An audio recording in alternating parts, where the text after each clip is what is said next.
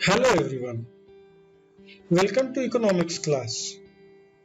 Today we are going to learn measurement of national income. As we know that national income can be measured by three methods. Okay, तो हम national income को three methods से calculate करते हैं. First, value added method, ये first method है. Now, second method, income method, and third is expenditure method. Okay, so if you talk about income method we have already learned in the previous video. पिछला video हमारा income method पर था. Okay, now value added method या फिर production method we will learn in the next video. इसको हम next video में समझेंगे. So now present video, if you talk about in the present lecture we will learn measurement of national income with income method, expenditure method. Sorry, okay, expenditure method. तो क्या होता है ये method? According to this method, national income is measured in terms of expenditure on the purchase of final goods and services produced in the economy during an accounting year. तो यहाँ पर final goods and services की बात की गई. तो point note कर लीजिए, only expenditure made on final goods and services is included in national income. Only final expenditure को ही हम इंक्लूड करेंगे, लेकिन इंटरमीडिएट कंजम्पशन जैसे परचेज ऑफ रॉ मटेरियल्स, इन सब चीजों को हम इंक्लूड नहीं करेंगे. तो एक्सपेंडिचर मेथड में इस चीज का ध्यान रखना है हमें. So final expenditure is an expenditure made on, दो जगह पर एक्सपेंडिचर फाइनल एक्सपेंडिचर करते हैं. First for consumption purpose, consumption करते हैं, इसको हाउस होल्ड या नॉन प्रॉफिट ऑर्गेनाइजेशन करती है. सेकंड इन्वेस्टमेंट पर्पस के लिए एक्सपेंडिचर होता है, इसको प्रोड्यूसिंग यूनिट करती है या फिर गवर्नमेंट भी कहीं कहीं करती है. ओके, तो दो मेथड के कारण, दो कंपोनेंट के कारण कंजम्पशन इनकम मेथड इसको हम कहते हैं, कंजम्पशन इन्वेस्टमेंट मेथड या फिर डिस्पोजेबल इनकम मेथड कहते हैं. Okay, so estimation of expenditure on the final goods produced during the year within the domestic territory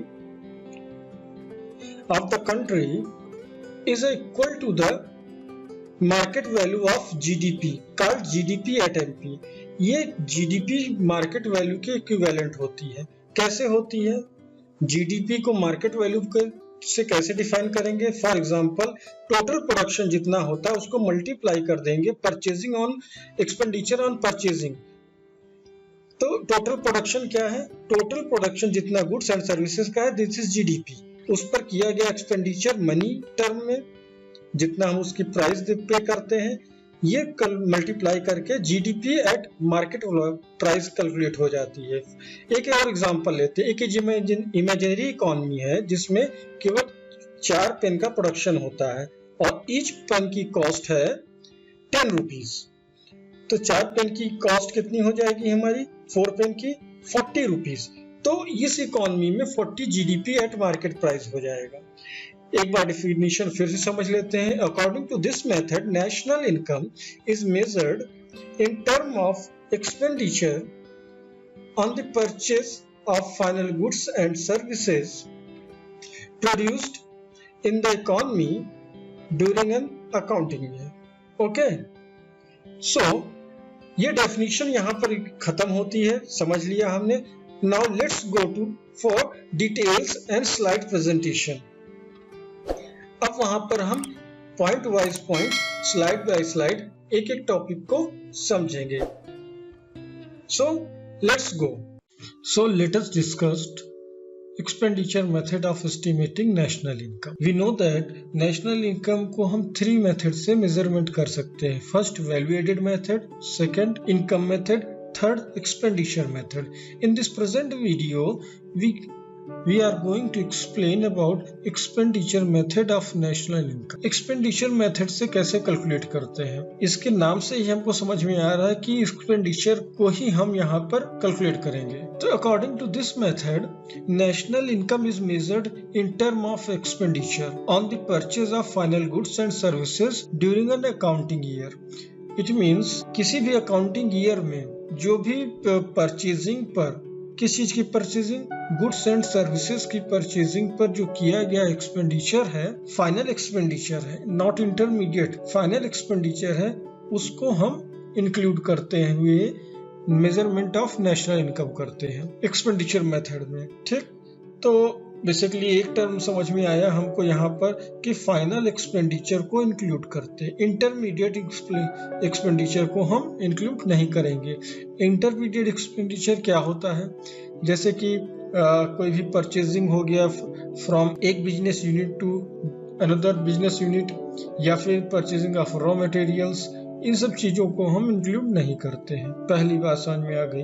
दूसरी बात, जो एक्सपेंडिचर होता है, the final expenditure is the expenditure made on the consumption and investment. Final goods and services पे हालांकि हम expenditure करते हैं, खर्चे करते हैं, लेकिन वो किस डायरेक्शन में होता है, आइदर वो कंजम्पशन पर्पस के लिए होता है या फिर इन्वेस्टमेंट पर्पस के लिए भी होता है। अगर मान लेते हैं हमारा यहाँ पर कोई भी प्रोडक्शन यूनिट है, वो भी मार्केट से कुछ चीजें परचेज करता है, तो अगर वो मार्केट से कुछ चीजें परचेज कर रहा है, फाइनल एक्सपेंडिचर कर रहा है, तो वो अपने बिजनेस में इस चीज को यूज करेगा या फिर कैपिटल फॉर्मेशन के लिए यूज करेगा, इन्वेस्टमेंट पर्पस के लिए यूज करेगा। अगर हाउस होल्ड किसी प्रोडक्शन को, किसी भी प्रोडक्ट को मार्केट से परचेज कर रहा है, तो वो उसको सेल्फ कंजम्पशन के लिए यूज करेगा। तो इसलिए हम इसको कह सकते हैं expenditure methods also known as the consumption investment method. Okay, तो इसको कंजम्पशन इन्वेस्टमेंट मेथड भी कहते हैं या फिर इनकम डिस्पोजल मेथड भी। वो इनकम जो डिस्पोज की जा सकती है, जो खर्चे की जा सकती, तो इनकम डिस्पोजल मेथड भी कहते हैं। Estimation of national income of the final goods produced during the year within the domestic territory of the country is equal to the market value of GDP। ये जितना भी हम एक्सपेंडिचर करते हैं final goods and services पर, ये equal होता है GDP। ओके, सो एक बार जब हम इससे GDP कैलकुलेट कर लेते हैं, उसको एडजस्ट करके हम नेशनल इनकम कैलकुलेट कर लेते हैं। नेशनल इनकम क्या होगी हमारी, NNP@FC, net national product at factor. So हमको यहाँ पर डेफिनेशन समझ में आ गई कि according to this method, national income is measured in term of expenditure on the purchase of final goods and services during an accounting year. Okay, so अब हम समझते हैं नेक्स्ट टॉपिक पर। सो पूरा टॉपिक जो है हमारा स्लाइड्स में हम एक्सप्लेन करेंगे, कवर करेंगे। Okay, before going to explain this slide, I have a question. Who expend the money? Who expend the money for purchasing final goods and services? कौन कौन से लोग होते हैं जो परचेजिंग पर एक्सपेंडिचर करते हैं? आप कहेंगे मैं भी करता हूँ और हमारे फ्रेंड्स भी करते हैं, नेबर्स भी करते हैं। फिर भी अगर हम इसको कैटेगराइज्ड करना चाहें तो कैसे कैटेगराइज करेंगे? हम ऐसे कर सकते हैं, हम प्रीवियस वीडियो में डिस्कस कर चुके हैं कि there are 4 sectors of economy. कौन कौन से सेक्टर्स होते हैं? हाउस होल्ड सेक्टर होता है, producer sector, government sector and rest of the world sector.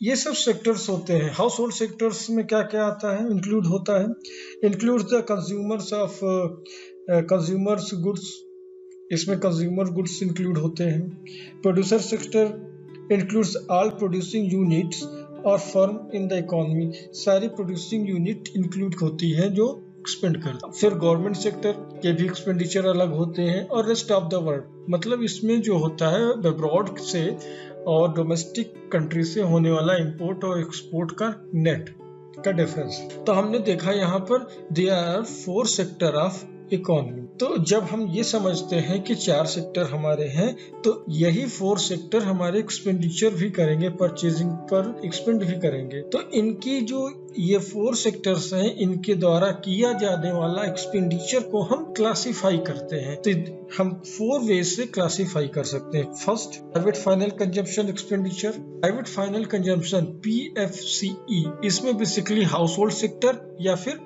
Non profit organisation हो। ये सारे पॉइंट को हम अलग अलग स्लाइड में क्लियरली समझेंगे, we will discuss. Next, government final consumption expenditure. Government कहाँ कहाँ एक्सपेंड करती है? हेल्थ पर, एजुकेशन पर, लॉ एंड ऑर्डर एटसेट्रा।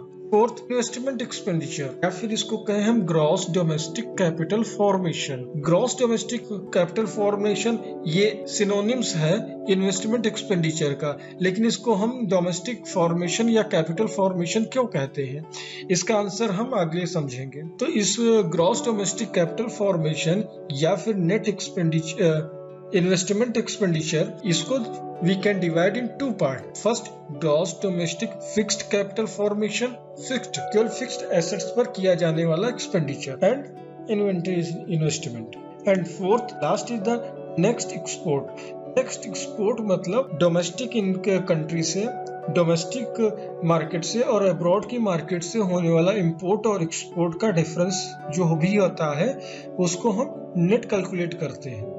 ठीक, इसको रेस्ट ऑफ द वर्ल्ड या फिर एक्सटर्नल सेक्टर भी कहते हैं। तो ये 4 सेक्टर्स ऑफ इकोनॉमी एक्सपेंडिचर है।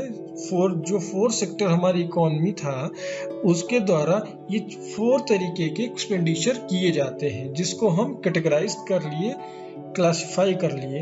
अब डिटेल में हम ये समझते हैं कि प्राइवेट फाइनल कंजम्पशन क्या होता है, गवर्नमेंट क्या होता है एंड इन्वेस्टमेंट एक्सपेंडिचर, लास्ट में नेट एक्सपोर्ट क्या। तो सिंपल सा मेथड ये है कि हमने एक बार क्लासिफाई कर लिया सारे एक्सपेंडिचर को और इन सेक्टर के होने वाले सभी एक्सपेंडिचर को हम ऐड कर लेंगे, जिससे हमको GDP कैलकुलेट हो जाएगी। ओके, तो सबसे पहले basically we understand private final consumption expenditure. Okay, so private final consumption expenditure. Private sector, it refers to expenditure on the final goods and services by the individual, households and non-profit institutions serving society like HelpAge. It includes, okay, so it refers to expenditure on the final goods and services by individual, या तो individual के द्वारा, household के द्वारा या फिर non profit organisation जो होते हैं, इंस्टीट्यूशंस होते हैं, इनके द्वारा जो भी एक्सपेंडिचर होता है उसको हम प्राइवेट फाइनल कंजम्पशन एक्सपेंडिचर में इंक्लूड करते हैं। पहली बात, purchase of goods, durable, semi durable goods and non durable goods and services expect houses produced in the current year by the consumer and non-profit institute serving household in the domestic market. इसका मतलब क्या हुआ? इसका मतलब ये हुआ कि जो भी प्राइवेट इंस्टीट्यूशंस हैं, हाउस होल्ड है, इंडिविजुअल्स हैं, ये एक्सपेंडिचर अपना किस डायरेक्शन में करते हैं, कहाँ पर करते हैं? ये ड्यूरेबल गुड्स को परचेजिंग में करेंगे या सेमी ड्यूरेबल गुड्स होते हैं या फिर नॉन ड्यूरेबल गुड्स होते हैं, इन पर परचेजिंग पर जो भी एक्सपेंडिचर करते हैं वो प्राइवेट फाइनल कंजम्पशन एक्सपेंडिचर कहलाता है। तो हाउस होल्ड सेक्टर हो गया एक और नॉन प्रॉफिट ऑर्गेनाइजेशन सेक्टर हो गया। तो पहली बात ये अपना कहाँ कहाँ एक्सपेंडिचर करते हैं, ये ड्यूरेबल गुड्स में करते हैं, नॉन ड्यूरेबल गुड्स में करते हैं। Payment for the goods and services for private consumption, for example railway fares by households, railway का किराया देने में, school examination fees paid by the students, insurance premium paid by the employees, durable goods like car, scooter etcetera purchase by the household, payment of telephone bills. तो इन सब चीजों पर जो भी फेयर हम कर रहे हैं, रेलवे का फेयर दे रहे हैं, इंश्योरेंस प्रीमियम को पेमेंट कर रहे हैं या किसी भी तरीके का इलेक्ट्रिसिटी बिल हो या फिर ये टेलीफोन बिल हम पेमेंट कर रहे हैं, ये भी हमारा सब का सब प्राइवेट फाइनल कंजम्पशन एक्सपेंडिचर आता है, हाउस होल्ड के एक्सपेंडिचर में आता है। लेकिन यहाँ पर एक बात देखने वाली है कि मैंने यहाँ पर कहा कि एक्सेप्ट हाउस पर किया गया एक्सपेंडिचर हम छोड़ देते हैं, बाकी सारे एक्सपेंडिचर को हम इंक्लूड करते हैं। ऐसा क्यों है? ऐसा क्यों है कि हम जो भी कंस्ट्रक्शन कर रहे हैं अपनी बिल्डिंग में या फिर नया हाउस परचेस कर रहे हैं, उस पर भी जो भी इन्वेस्टमेंट कर रहे हैं उसको हम हाउस होल्ड का एक्सपेंडिचर क्यों नहीं इंक्लूड करते हैं। ठीक, इसका आंसर हम आगे की स्लाइड में समझेंगे। फिलहाल हम इतना यहाँ पर समझ लें कि durable goods, semi durable goods पे हाउस होल्ड सेक्टर एक्सपेंड करते हैं। Next point, direct purchase made by the abroad by residents households and added and direct purchase by non-resident household and the foreign tourist in the domestic market are subtracted। इसका मतलब ये हुआ कि जितने भी हमारे रेसिडेंट हैं, किसी भी कंट्री के रेसिडेंट हैं, अगर उस डोमेस्टिक मार्केट में जितना भी परचेजिंग कर रहे हैं, एक्सपेंडिचर कर रहे हैं, वो ऐड होगा। लेकिन फॉरेनर जितने हैं, नॉन रेसिडेंट्स हैं या टूरिस्ट हैं, या फिर जैसे कि कोई गेम हो रहा है, एशियन गेम्स हो रहा है या फिर ओलंपिक हो रहा है, आईपीएल जैसे हो रहा है, तो टूरिस्ट वगैरह कोई क्रू आता है, तो यहाँ पर जो एक्सपेंडिचर करते हैं उसको हम सब्सट्रैक्ट कर देते हैं। क्वेश्चन ये भी आता है, उठता है कि टूरिस्ट की जाने वाले एक्सपेंडिचर इसको इंक्लूड करेंगे या एक्सक्लूड करेंगे। इसको इंक्लूड नहीं करते हैं। इसका कारण यही है कि हम हाउस होल्ड की जो भी रेसिडेंट्स हैं वो डायरेक्ट परचेज जो अब्रॉड करते हैं उसको ऐड कर लेते हैं, और इसको जो भी नॉन रेसिडेंट्स हैं या फिर टूरिस्ट हैं उनके द्वारा डोमेस्टिक मार्केट में, हमारे डोमेस्टिक मार्केट में किया गया एक्सपेंडिचर को एक्सक्लूड कर देते हैं। ओके, नेक्स्ट थर्ड पॉइंट है imputed rent of owner occupied houses and imputed value of the production for self consumption. इसको भी इंक्लूड करते। कैसे? Imputed rent of owner account. सबसे पहले हम ये समझ लें इम्पुटेड वैल्यू क्या होती है। Imputed value can be defined as the value of the things determined for this utility rather than by the adding the cost of the constituent element। जो भी इसकी हम यूटिलिटी को कैलकुलेट करते हैं, मैं इसको डिटेल में समझाता हूँ। सपोज दैट आप अपने घर पर रह रहे हैं, वो आपका अपना ही घर है, लेकिन अगर आपकी जगह पर वहाँ पर कोई भी ऐसा कोई भी रहता जो इसको रेंट देता, तो वो जो रेंट होता, और अगर आप रह रहे हैं जो रेंट नहीं दे रहे हैं, वो ये समझा जाता है कि आप उतना का प्रोडक्शन कर रहे हैं, एक्सपेंडिचर कर रहे हैं, वो रेंट आप बियर कर रहे हैं, तो इसको कहते हैं इम्पुटेड रेंट। दूसरा imputed value of production of self consumption. इसके दो एग्जांपल मैं दूंगा। पहला एग्जांपल तो ये हो सकता है, सपोज दैट आप की कोई शॉप है, आप कोई मार्केट में कुछ चीजें सेल कर रहे हैं, जनरल सामान है, जनरल गुड्स है जिसको आप सेल करते हैं, लेकिन कुछ गुड्स उसमें से आप अपने लिए भी रख लेते हैं, आप अपने घर के यूज के लिए रख लेते हैं, तो वो जो आप अपने पास रख लिए, सेल्फ यूज के लिए रख लिए, वो भी इम्पुटेड वैल्यू होगी। दूसरा एग्जांपल, कोई फार्मर है, वो फील्ड में क्रॉप प्रोडक्शन कर रहा है, उसमें से वो अपना सेल्फ कंजम्पशन कर रहा है अगर, तो वो भी इम्पुटेड वैल्यू कहलाएगी। Okay, last point, compensation of employees paid by non profit institution serving households.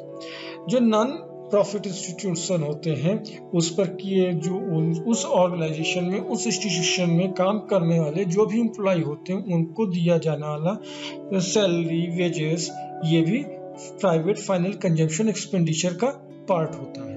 तो हमने यहाँ पर क्या क्या देखा? पहला देखा ये जो semi durable goods and durable goods पर प्राइवेट फाइनल कंजम्पशन एक्सपेंडिचर करता है। कौन प्राइवेट फाइनल कंजम्पशन में कौन कौन से सेक्टर इंक्लूड होते हैं? इंडिविजुअल हो गया, हाउस होल्ड सेक्टर हो गया, या फिर नॉन प्रॉफिट ऑर्गेनाइजेशन हो गया।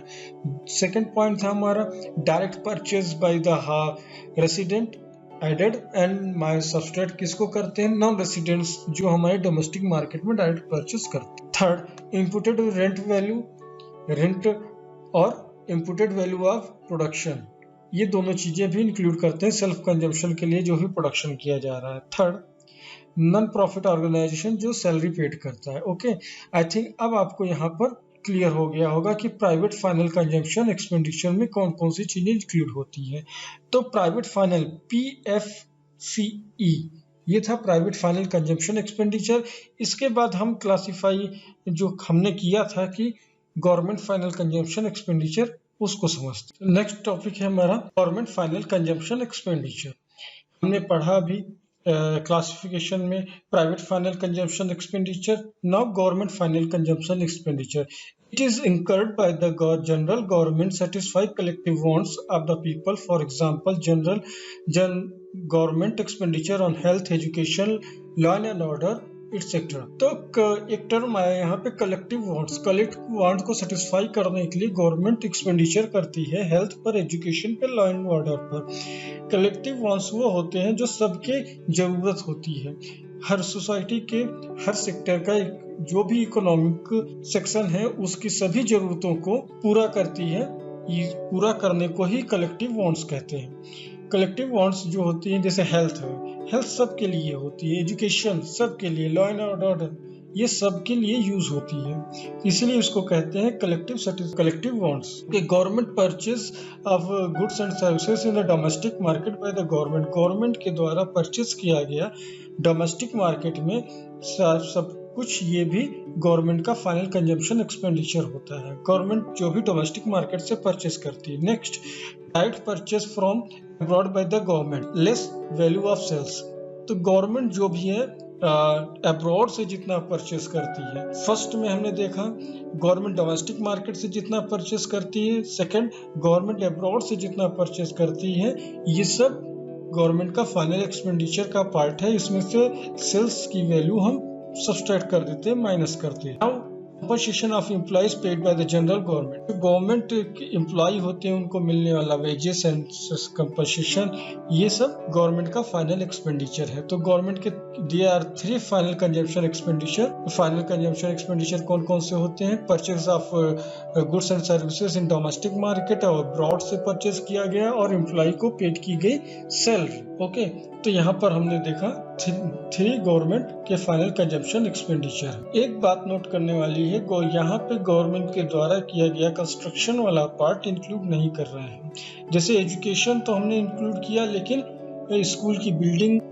या फिर डैम या फिर हॉस्पिटल, ये सब चीजें अभी इंक्लूड नहीं कर रही। यहाँ पर सर्विसेज इंक्लूड किया गया। अब जो भी परचेजिंग हुई गवर्नमेंट की वो इंक्लूड किया हमने, सैलरी जो पेड किया गवर्नमेंट ने उसको इंक्लूड किया, इन्वेस्टमेंट नहीं इंक्लूड। एक क्वेश्चन और, क्या कैपिटल जितनी भी चीजें होती हैं, कैपिटल गुड्स होते हैं, ये नेशनल इनकम के पार्ट होते हैं या नहीं होते हैं? ये नेशनल इनकम के पार्ट होते हैं, इनको नेशनल इनकम में इंक्लूड किया जाता है। जैसे कि फॉर एग्जाम्पल कोई टेलर है, उसने नई सिलाई मशीन अपनी परचेस की, तो उसके लिए वो कैपिटल हो गया, और इसको हम नेशनल इनकम का पार्ट इंक्लूड करते हैं। जैसे स्कूल हो गई, स्कूल ने न्यू स्कूल बस परचेस किया, ये भी कैपिटल हो गया, और इसको नेशनल इनकम का पार्ट इंक्लूड करते हैं। लेकिन यहाँ पर एक एक्सेप्शन है, अपवाद है, कि some durable capital goods purchased by the government for the defense, some durable capital goods purchased by the government for the defense military services like missiles, bomb, tanks, military vehicles, etc. which are treated as intermediate. तो government जो भी missiles, bomb, tanks, military vehicles ये सब भी purchase कर रही है, इसको as a intermediate goods treat किया जाता है, और as a raw material used समझा जाता है कि ये जनरेशन ऑफ डिफेंस सर्विसेज के जनरेटिंग में ये चीजें यूज होती हैं as a raw material.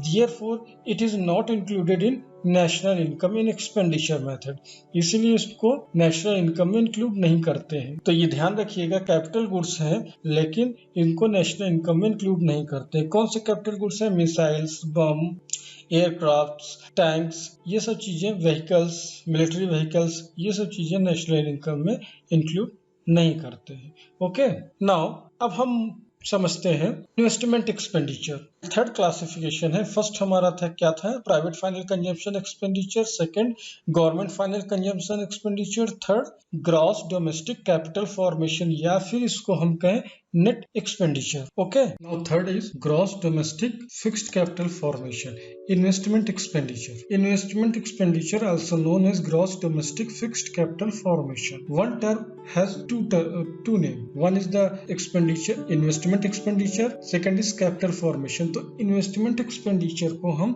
capital formation क्यों कहते हैं? अलग से इसके नाम देने की क्या जरूरत पड़ी? इसलिए इसके नाम देने की जरूरत पड़ी क्योंकि the accumulated stocks of the capital goods in the beginning of the year, जो accumulated stock है beginning of the year, इसको हम कहते हैं capital. Beginning of the year का मतलब क्या है? Opening stock. तो जो ओपनिंग स्टॉक है हमारा, ये क्या कहलाता है? ये कैपिटल कहलाता है। And the addition made to the capital during the year is called investment. और इस ड्यूरिंग में, पूरे इस ईयर में जो भी कैपिटल का इन्वेस्टमेंट हो जाती है, जो इन्वेस्टमेंट एडिशन हो जाता है, उसको क्या कहते हैं? हम इन्वेस्टमेंट कहते हैं। जो कैपिटल बढ़ जाती है स्टार्टिंग से और बिगिनिंग में तक, बिगिनिंग से एंड तक, उसको कहते हैं हम investment. Hence, the difference between closing stock and capital stock also known as capital formation या फिर इन्वेस्टमेंट। तो हमने ये समझा कि इन्वेस्टमेंट क्या है। Investment is the process of capital formation. तो कैपिटल फॉर्मेशन का मतलब क्या हुआ? स्टार्टिंग में जो हमारी कैपिटल है, ओपनिंग स्टॉक है, और addition made to the capital during the year is called investment. और इन दोनों के डिफरेंस को ही हम कहते हैं कैपिटल फॉर्मेशन। अब इसका डिफिनेशन समझ लेते हैं। Investment is the process of capital formation. It means addition to the existing stock of physical capital during a period of 1 year. इसका क्या मतलब हुआ? It means addition to the existing stock, जो पहले से स्टॉक हमारा था, addition to the existing stock, जो पहले से हमारा स्टॉक था, और उसमें जो एडिशन हमारा हो गया, okay, stock of physical capital during the period of 1 year, इसको कहते हैं इन्वेस्टमेंट। ड्यूरिंग द, अब एक दूसरी टर्म है, दूसरी बात निकल कर आती है, during the production process some amount of capital stock is used up और कंज्यूम्ड। प्रोडक्शन होगा, जाहिर सी बात है, सिंपली कुछ ना कुछ उसमें कंजम्पशन होगा, कोई भी कुछ ना कुछ हमारा कैपिटल कंज्यूम्ड होगा। तो जब कैपिटल कंज्यूम होगा या यूज्ड अप होगा, इसको कहते हैं the consumption of fixed capital in the production process is called depreciation. इसीलिए इसको दूसरा नाम भी है consumption of fixed capital. Okay, so the investment can be gross और नेट। इन्वेस्टमेंट हमारी ग्रॉस भी हो सकती है और नेट भी हो सकती है। ग्रॉस कब होगी?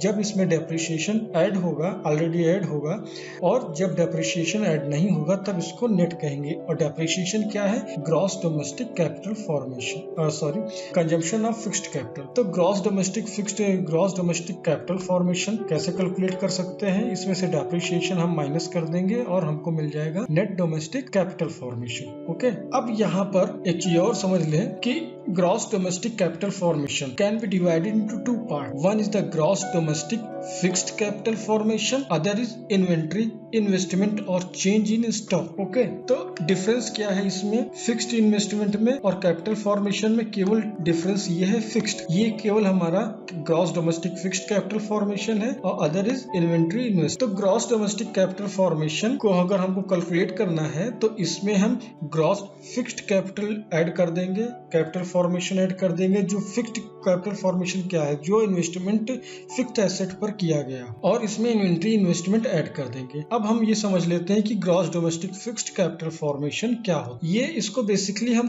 3 पार्ट में डिवाइड कर सकते हैं। Gross business fixed investment, second gross residential construction investment, third gross public investment. ये फर्स्ट क्या है? ये बिजनेस फिक्स्ड इन्वेस्टमेंट क्या है हमारा? इसको हम कह सकते हैं it is the expenditure on the it is the amount which business unit spent on the purchase of newly produced plant and equipment. जो प्लांट इक्विपमेंट मशीनरी पर कोई बिजनेस यूनिट परचेजिंग पर स्पेंड करती है, उसको कहते हैं gross fixed investment, gross business fixed investment. Second interesting point है ग्रॉस रेसिडेंशियल कंस्ट्रक्शन इन्वेस्टमेंट। याद होगा आपको, मैंने आपको यहाँ पर जब बताया था फर्स्ट में, प्राइवेट फाइनल कंजम्पशन एक्सपेंडिचर जो है, इसमें हमने कहा था कि हाउस होल्ड का सारा durable and non durable goods पर किया गया एक्सपेंडिचर इंक्लूड करेंगे, एक्सेप्ट हाउस की कंस्ट्रक्शन पर जो भी वो एक्सपेंडिचर करते हैं उसको इंक्लूड नहीं करते वहां, बट यहाँ पर इन्वेस्टमेंट में उसको हम इंक्लूड करते हैं। ऐसा क्यों इंक्लूड करते हैं? Because in national income accounting houses are treated as the capital goods instead of consumer goods. इसको कैपिटल गुड्स को हम इस कैपिटल गुड्स समझते हैं। हाउस के कंस्ट्रक्शन को, रेसिडेंशियल हाउस के कंस्ट्रक्शन को कैपिटल गुड्स समझते हैं इंस्टेड ऑफ कंज्यूमर गुड्स। ठीक, since houses continues to produce services for long period of time, houses को यूज किया जाता है लॉन्ग पीरियड ऑफ टाइम के लिए। Therefore the residential industrial construction investment is the part of domestic capital formation in expenditure method. ये आपका domestic capital formation में include करते हैं, इसलिए तो हमने देखा इसको, ये कैपिटल गुड्स है ना कि हमारा कंज्यूमर गुड है। थर्ड हमारा gross public investment. Gross public investment क्या है? It is the expenditure by the government on hospital, house, schools, roads, dams etcetera. Government जो कलेक्टिव वांट्स के लिए हाउसेज, स्कूल्स का कंस्ट्रक्शन करती है, हॉस्पिटल का कंस्ट्रक्शन करती है, डैम का कंस्ट्रक्शन करती है, इन सब चीजों को इंक्लूड करते हैं। अब बात करते हैं इन्वेंट्री इन्वेस्टमेंट। ये इन्वेंट्री इन्वेस्टमेंट क्या है? Inventory investment it is the difference between closing stock and the opening stock of inventories like raw material, semi finished goods and finished goods. Semi finished good या फिर finished good या फिर raw material का closing stock and opening stock का difference जो है, यही हमारा चेंज इन स्टॉक या फिर इन्वेंट्री इन्वेस्टमेंट कहलाता है। अब क्वेश्चन ये उठता है कि चेंज इन स्टॉक यानी कि हमारा स्टॉक क्यों बढ़ता है, इन्वेंट्री क्यों बढ़ जाती है, इन्वेंट्री बढ़ने के पीछे क्या क्या कारण है? दो आंसर हो सकते हैं basically. Unexpected fall in demand in the current year में किसी प्रोडक्ट का डिमांड कम हो जाए। फॉर एग्जांपल रेनी सीजन, आपने सोचा रेनी सीजन है और 1000 अम्ब्रेला का प्रोडक्शन कर, लेकिन मानसून काफी लेट आया और आपका प्रोडक्शन जो अम्ब्रेला का है वैसे की वैसा ही रह गया, वो मार्केट में सेल आउट नहीं हुआ, तो इसके कारण आपकी इन्वेंट्री इंक्रीज कर जाएगी। दूसरा आंसर ये हो सकता है expected rise in demand in near future. Near future में अगर किसी भी प्रोडक्ट का डिमांड बढ़ने की उम्मीद हो तो उसका भी लोग स्टॉक करना शुरू कर सकते हैं। जैसे कि राइस का प्राइस हाइक होने वाला है या फिर ऑनियन का प्राइस इंक्रीज होने वाला है, तो लोग उसको क्या करते हैं, स्टोर करना शुरू कर देते हैं, जिस कारण इसकी इन्वेंट्री हमारी बढ़ जाती है। तो हमने देखा gross domestic fixed capital formation can be divided into two part, gross domestic fixed capital formation and inventory investment या चेंज इन स्टॉक। तो यहाँ पर एक इम्पोर्टेंट एडजस्टमेंट है। अगर हमको gross domestic capital formation calculate करना है तो हम कैसे कैलकुलेट, ये भी इम्पोर्टेंट एडजस्टमेंट है, चाहे इसको आप नोट कर सकते हैं। First, gross domestic capital formation equal to gross domestic fixed capital formation plus change in stock, ये सिंपल फॉर्मूला था। सेकंड की बात करें, gross domestic capital formation equal to net domestic capital formation plus depreciation हमेशा net को gross में convert कर देता है, तो जब भी नेट डोमेस्टिक कैपिटल फॉर्मेशन में हम डेप्रिसिएशन ऐड कर देंगे, हमको मिल जाएगा gross domestic capital formation. Third, gross domestic capital formation equal to net domestic fixed capital formation plus change in stock plus depreciation. तो जब ये फर्स्ट सेकंड टू टर्म जो है net domestic fixed capital formation में जब हम delta S add कर देंगे या फिर इन्वेंट्री ऐड कर देंगे, चेंज इन इन्वेंट्री, तो हमको मिल जाएगा ये फिक्स्ड टर्म हमारा वानिश हो जाएगा, गायब हो जाएगा और बचेगा नेट डोमेस्टिक कैपिटल फॉर्मेशन। ये जस्ट हमारा सेकंड वाला फॉर्मूला बन जाएगा और इसके बाद हम डेप्रिसिएशन ऐड कर देंगे तो नेट कन्वर्ट हो जाएगा ग्रॉस में। ओके, तो अब हम कुछ क्वेश्चंस के आंसर समझ लेते हैं।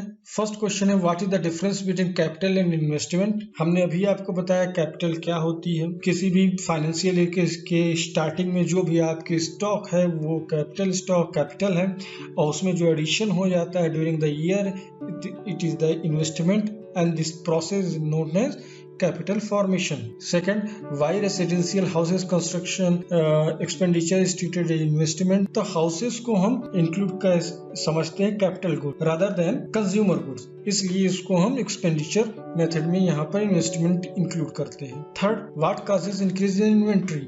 अभी मैंने आपको आंसर दिया unexpected fall in demand या फिर expected rise in the demand. Fourth, how valuables are treated in as a national income. So what are the valuables? Valuables क्या होते हैं? Valuables को हम समझ लेते हैं। पहली बात, वैल्यूएबल्स हमारे हैं जैसे प्रीशियस स्टोन्स हो गया, ज्वेलरी हो गया, मेटल्स हो गया, ये सब हमारे वैल्यूएबल्स हैं। तो अकॉर्डिंग टू एसएनए क्या है? System of national accounting 1993। According to SNA system of national income accounting 1993, net acquisition of valuables is also part of gross domestic capital formation. तो नेट वैल्यूएबल्स जो हो गए वो हमारा पार्ट ऑफ नेशनल इनकम होगा, domestic capital formation. Net कैसे calculate करेंगे?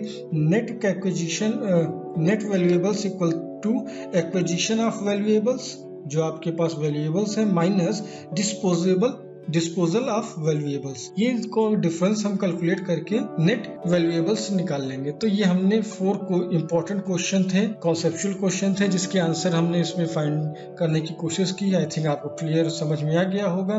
तो हमने देखा क्लासिफिकेशन है private final consumption expenditure, gross final consumption expenditure, government final consumption expenditure. फिर थर्ड हमारा था इन्वेस्टमेंट एक्सपेंडिचर या ग्रॉस डोमेस्टिक कैपिटल फॉर्मेशन। अब बढ़ते हैं हम थर्ड की ओर। थर्ड हमारा है net net export. Net export क्या होता है? It is the difference between value of export and value of import. Export refers to expenditure by the foreigners on the purchase of Indian products and imports refers to the expenditure by the residents on the purchase of foreign products. The difference between two is net. Net export equal to export minus import. Net export जो होता है it is the part of domestic income, लेकिन अगर import की बात करें तो वो national income से exclude करेंगे। जब भी न्यूमेरिकल्स में एक्सपोर्ट की जगह इंपोर्ट दे रखा हो तो उसको हम सब्सट्रैक्ट कर देंगे, माइनस करेंगे। तो एक्सपोर्ट की बात क्या करते हैं, समझ लेते हैं एक्सपोर्ट क्या है। नेट एक्सपोर्ट और इंपोर्ट में डिफरेंस इतना है कि एक्सपोर्ट जो है जब भी डोमेस्टिक मार्केट से में अब्रॉड से अगर कुछ परचेजिंग की जा रही है, उस पर खर्चा किया जा रहा है, एक्सपेंडिचर किया जा रहा है, तो वो हमारा एक्सपोर्ट। आउटसाइड हम भेज रहे हैं डोमेस्टिक मार्केट से। लेकिन जब डोमेस्टिक मार्केट में बाहर से किसी चीज को इंपोर्ट करते हैं, उस पर एक्सपेंडिचर जो भी करते हैं वो हमारा इंपोर्ट एक्सपेंडिचर कहलाता है। तो एक क्वेश्चन ये भी उठता है यहाँ पर, what is the difference between net export and net factor income from abroad. Similarity दोनों में है, इसीलिए हम डिफरेंस समझने की कोशिश कर रहे हैं। सिमिलरिटी क्या है? नेट एक्सपोर्ट जो है ये भी अब्रॉड से होने वाला ट्रांजेक्शन है गुड्स एंड सर्विसेज का, जबकि NFIA net factor income from abroad ये भी फॉरेन से होने वाला ट्रांजेक्शन है जिसको हम इंक्लूड करते हैं। तो डिफरेंस दोनों में, डिफरेंस ये है NFIA it is the difference between factor income earned by the normal residents of a country from abroad and factor income earned by the non-resident in a country। तो ये difference between factor income है। किसका difference है? जो resident है और non resident है उनकी फैक्टर इनकम का जो डिफरेंस है वही net factor income from abroad है। जबकि on the other hand net export क्या है? It is the difference between value of export and import of goods and services related to the domestic territory of a country. ये export और import का ही difference है। अब बात करते हैं NFIA की। NFIA is the part of national income, जबकि net export is the part of domestic income। GDP calculate करेंगे तब हम इसको नेट एक्सपोर्ट ऐड करते हैं, जब नेशनल इनकम कैलकुलेट करते हैं तब हम NFIA add. Now what are the components की बात करें तो NFIA इस components are net composition of employ, net operating surplus can be divided into 2 part. First is the net income from property and entrepreneur, second is income from entrepreneurship, third है net retained earning of residents companies abroad। ये हमारे 3 component थे। Net export की component की बात करें, it is the component, it's components are export and import of goods and services. Basically goods and services यही इसके 2 कंपोनेंट्स होते हैं। तो हम यहाँ पर समझ लिए कि टोटल क्लासिफिकेशन समझ लिया हमने, कहाँ एक्सपेंडिचर हो रहा है, किस सेक्टर में हो रहा है। तो इन सारी एक्सपेंडिचर को हम जब ऐड कर लेते हैं तब हमको मिलता है GDP। यही हमारा ग्रॉस डोमेस्टिक प्रोडक्शन है एट मार्केट प्राइस। हम एक बार रिवाइज कर लेते हैं कि क्या क्या हमने समझा। सबसे पहले हमने समझा था private final consumption expenditure, private sectors के जो एक्सपेंडिचर होते हैं हाउस होल्ड या नॉन प्रॉफिट ऑर्गेनाइजेशंस के। फिर गवर्नमेंट के एक्सपेंडिचर हमने समझे थे, जो हेल्थ पर, एजुकेशन पे, लॉ एंड ऑर्डर पर एक्सपेंड करती है या सैलरी पर करती है। ठीक, फिर हमने देखा ग्रॉस डोमेस्टिक कैपिटल फॉर्मेशन जो था, इसको इंक्लूड किया हमने। अब हम 4th इंक्लूड करते हैं नेट एक्सपोर्ट। ये 4 जो हमारे हैं, चारों जो हैं ये हमारे एक्सपेंडिचर हैं। इन एक्सपेंडिचर को ऐड करके हम कैलकुलेट करते हैं मेजरमेंट ऑफ नेशनल इनकम। कैसे इंक्लूड करेंगे पहले देखते हैं। फर्स्ट स्टेप में मेजरमेंट ऑफ नेशनल इनकम में हम सबसे पहले जीडीपी एट एमपी कैलकुलेट करते हैं। डोमेस्टिक इनकम कैसे कैलकुलेट करेंगे? Private final consumption expenditure PFCE ये ऐड कर लेंगे, लिया जाएगा। Second, government final consumption expenditure add करेंगे। थर्ड, हम ऐड करेंगे इन्वेस्टमेंट एक्सपेंडिचर या फिर इसको कहें हम ग्रॉस डोमेस्टिक कैपिटल फॉर्मेशन। इसको ऐड कैपिटल फॉर्मेशन के इसके दो पार्ट होते हैं। फर्स्ट है हमारा fixed capital formation, gross domestic fixed capital formation and change in stock. Okay, change in stock या इन्वेंट्री इन्वेस्टमेंट करेंगे। फोर्थ, हम इसमें ऐड करेंगे नेट एक्सपोर्ट। ये फोर कंपोनेंट ऑफ एक्सपेंडिचर, हम 4 सेक्टर्स में जो हमें एक्सपेंडिचर होगा इसको ऐड करते हुए हम जीडीपी एट एमपी कैलकुलेट कर लेंगे। ये था फर्स्ट स्टेप। सेकंड स्टेप में हम कैलकुलेट करेंगे calculation of domestic income. GDP हमने कैलकुलेट कर लिया, सारा एक्सपेंडिचर हमने कैलकुलेट कर लिया। अब बात करते हैं डोमेस्टिक इनकम कैलकुलेशन की। कैसे कैलकुलेट करेंगे? Net domestic product at factor cost, ये होता है हमारा domestic income, net domestic product at factor cost. तो जो फर्स्ट स्टेप में हमको जीडीपी कैलकुलेट होकर आया है, इसमें से डेप्रिसिएशन सब्सट्रैक्ट कर देंगे। डेप्रिसिएशन माइनस करते ही ये कन्वर्ट हो जाएगा नेट में, और जब इसमें से net indirect tax NIT minus करेंगे तो ये मार्केट प्राइस कन्वर्ट हो जाएगा फैक्टर कॉस्ट। इस तरह हम यहाँ पर कैलकुलेट कर लेंगे NDP eight FC। Now move to third step. Third step होगी हमारी कैलकुलेशन ऑफ नेशनल इनकम। हम सभी जानते हैं नेशनल इनकम क्या होती है। National income NNP eight FC होती है। मार्केट प्राइस फैक्टर कॉस्ट पे बाय डिफॉल्ट ये कैलकुलेट होकर आती है। Net national product at factor cost. तो जो फर्स्ट स्टेप में यहाँ बाय मिस्टेक MP लिखा है, ये FC होगा। सॉरी, मैं इसको FC कर दे रहा हूँ। Factor cost market NDP eight FC हमने यहाँ पर कैलकुलेट किया था सेकंड स्टेप में। जो सेकंड स्टेप में हमने यहाँ पर कैलकुलेट किया था NDP एट FC, ये डोमेस्टिक इनकम थी। जब भी इसमें अब्रॉड की income NFI net factor income from abroad add कर देंगे, we will get net national product at factor cost. यही है हमारी नेशनल इनकम जो बाय डिफॉल्ट फैक्टर कॉस्ट पे कैलकुलेट होती है।